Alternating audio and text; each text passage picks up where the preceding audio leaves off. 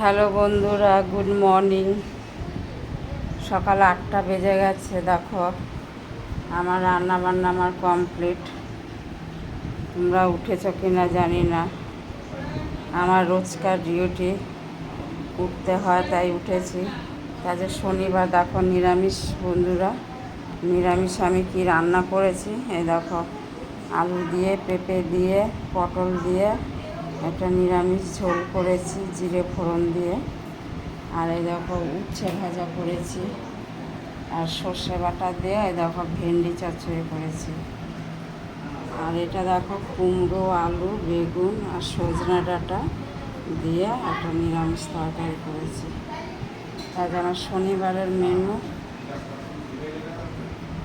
এই করেছি। দুপুরবেলায় এই মেনু দিয়ে আমার খাওয়া হবে। এই দেখো গরমের মধ্যে আর ভালো লাগছে না। আজ আমার দুপুরের মেনু হচ্ছে এই।